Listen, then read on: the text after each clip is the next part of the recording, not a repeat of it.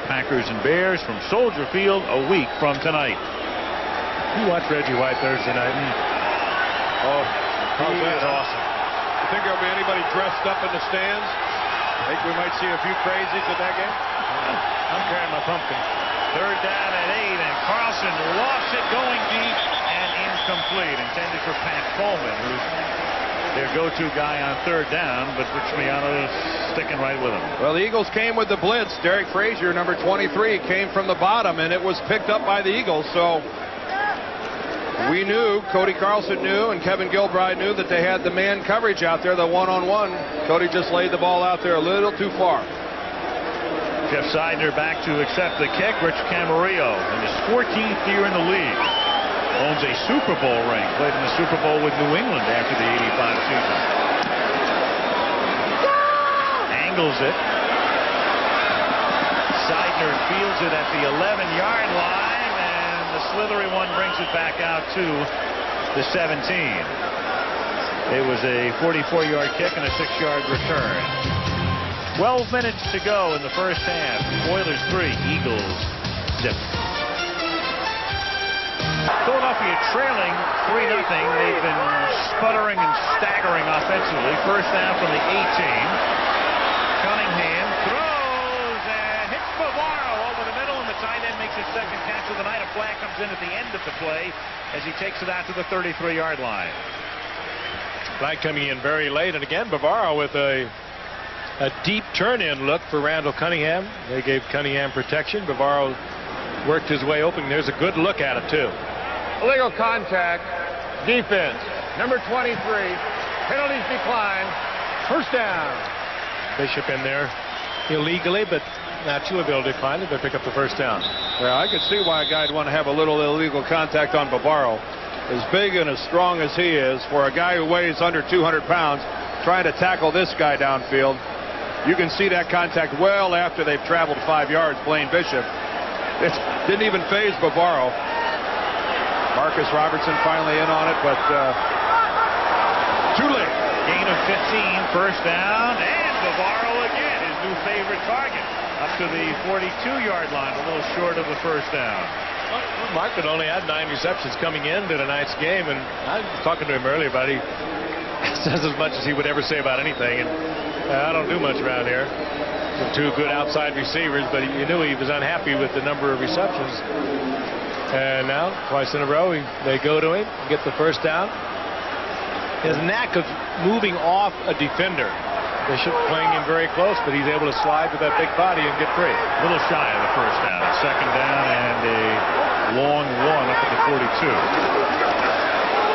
Garner, nothing is there. Nice play by Lathan, fighting off Bernard Williams and making the tackle back of the line of scrimmage. Zeke Bratkowski.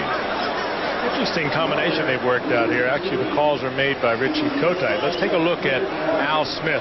Tough against the run, tough against Herschel Walker, and takes Walker out of that run play, and the rest of the defense closes it down. Charlie Garner. 3rd and 4 to 39. 10-10 to go in the half. Oilers on top 3-0. Good protection for Randall, and he throws, and the catch is made at the Houston 45-yard line for a first down into the arms of Arkansas Fred Barnett. Well, you certainly can't say anything about the way Randall Cunningham is throwing the football tonight except exceptional. He's had good coverage. He's had 2 long plays that have been negated because of fumbles and penalties. But when he is throwing the ball downfield like this toss here to Fred Barnett, look at the placement of the football.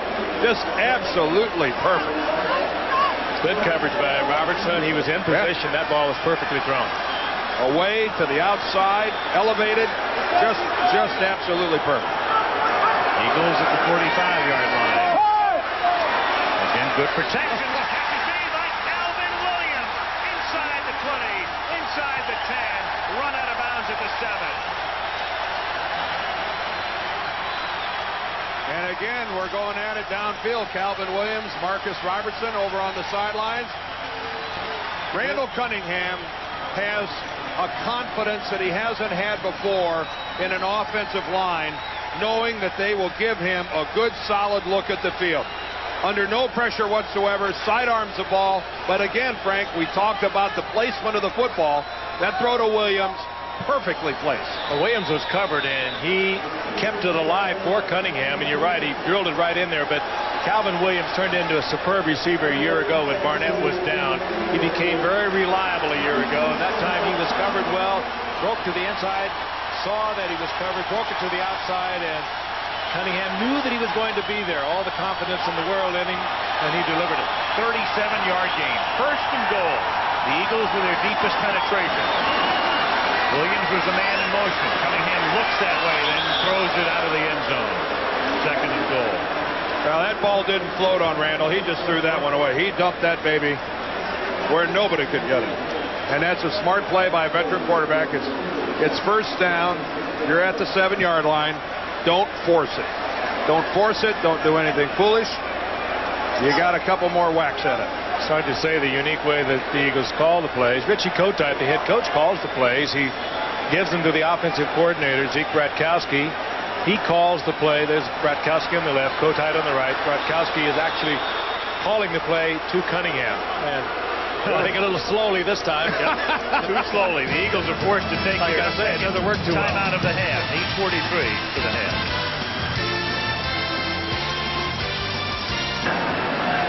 Well, here's the situation. Second and goal, 7-yard line. The double threat comes into play, and Jeff Fisher there, the defensive coordinator of the Oilers, knows it.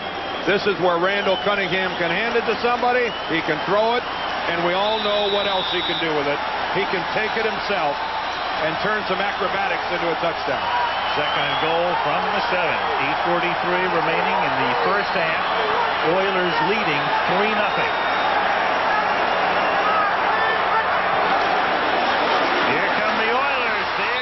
Randall, it's an incomplete pass. His arm was coming forward. Blaine Bishop on the safety blitz. And Montgomery can slow down. He's not going anywhere. There's nobody that Fisher didn't send on that blitz. Not enough Philadelphia bodies to account for him. And give that to Randall Cunningham. He saved the loss, saved the fumble. He knew he had no way of throwing the football, yet he got that arm in motion. The veteran quarterbacks will do this. He sensed it right there. He makes it look like he's got the arm in motion. And very close. But close enough that he gets the call. Is a hand moving? They say it is. That was a fumble. That was a fumble. Yep, I don't believe it. I don't believe it started forward yet. No. Timeout, Houston. That is their second charge team timeout. It's third down and goal, and you heard Gary Lane calling a timeout charge to the Oilers, their second. So each team has just one remaining with a lot of time to the half. 8:40. I think what saved Randall and the Eagles there was that he gave the body motion that looked like he was going to throw a pass. The body motion, even though he was going backwards, the turning, the pivoting of at the waist was making it look like he was throwing the football. What saved him was the official didn't see it in slow motion. And the official, he's standing behind him. He's looking at it from behind. Right here is the wind-up, and that's really, I think, what saved it. That gives the illustration and the look that he's going to go forward with the ball. Pretty tough to see split second whether or not that hand is moving forward when the ball separates from the hand. That's a virtual impossibility for a referee to see it like that. Well, even in the old days, in the replay days, it would be the same result because the whistle would have ended the play. That's exactly right. The inadvertent whistle. Yes. Third and goal from the 7. Victor Bailey is in motion. The play fake to buy a little time. He swings it out to Garner. And Garner is tackled at the 1-yard line. Marcus Robertson along with Eddie Robinson. Oh, listen to the crowd. Knocked him down. The crowd wants the Eagles to go for it. And they are going to. I'll tell you, Charlie Garner is almost genetically constructed to play on artificial surface. He is so quick. This is a design play. We have a lead block. That's Broderick Thompson with a pull groin out in front. He gets his block. Garner tries to duck it into the end zone. Out that great speed and a good defensive play. I'll tell you something, guys. This is Richie Kotite's newfound belief in this offensive line. This wouldn't have happened a couple years ago. Fourth and goal, and the play clock down to 2, and the play fake, and Cunningham throws, and it's incomplete. Good coverage by the secondary. Bishop stayed back, stayed with his man, and they give it up at the 1-yard line. Well, maybe he doesn't believe in him that much. He puts it in the air, surprisingly. They had Brian O'Neill in the game, a rookie from Penn State, and he was the intended receiver. Well, you got two big backs, James Joseph and Herschel Walker, on your roster. A huge offensive line that is much bigger than their Oiler counterparts. Yet they put the ball in the air just off the fingertips. Just off the fingertips of O'Neill. Boy, and Mike Teeter was the one to save that for the Oilers. So Houston at the 1-yard line. Teeter just did not let that receiver get inside. 8:06 to go. First half. Here comes the blitz. And it's Gary Brown to give them breathing room. After the 7, it's a gain of 6. He's tackled by Mark McMillan.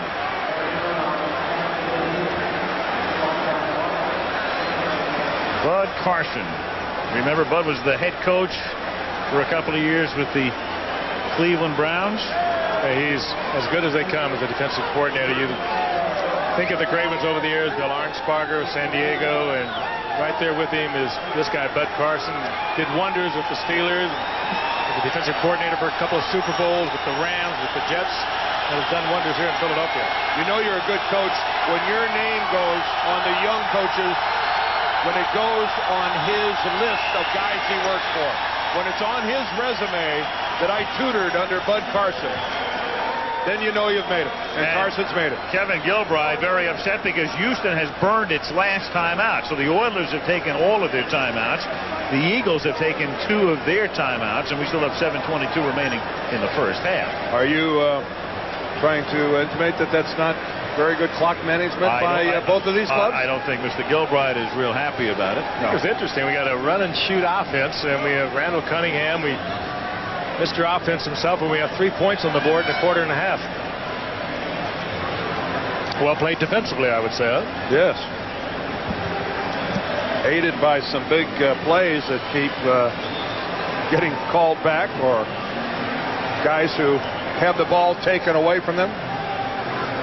Team starting the season 1-5, as is the case right now with the Oilers after winning 12 the previous year. The Giants in '87, that was the strike year, and you saw Detroit. It's a beautiful night here in Philadelphia.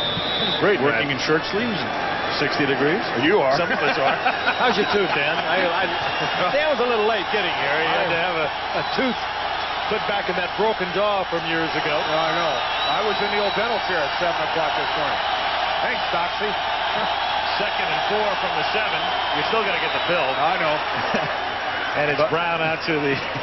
Bob Young was telling me how that happened. Matt Blair, you just gave up on the play. There was interception. Matt Blair of the Vikings came down, put a helmet right on your chops. 1977, that was. At what time you May recall? you never have your jaws wired shut. That's the only thing I can say. 6 weeks with no food. 55 pounds. That's what I lost. 55? Yeah. And it was during the course of the season. I kept playing, and I wouldn't wish that on anyone.